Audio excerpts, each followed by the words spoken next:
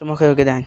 بص لسه منضفين حالا البيبان. تمام، لسه منضفين حالا البيبان تعمل ايه بقى عشان احنا دخلنا الصيف طبعا الجدري بقى وكده والامراض.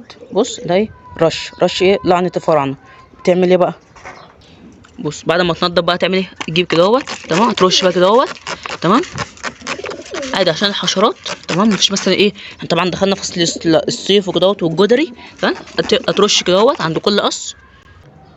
ماشي تمام. بعد ما قلنا هترش كده تروح ماسك بقى، ماسك كده كل فرد. تمام، هتعمل بقى هتروح رش كده عند جناحاته كده تمام، عند عند فتحه المخرج. لا مؤاخذه، عند فتحه المخرج كده وعند القصعه دي كده.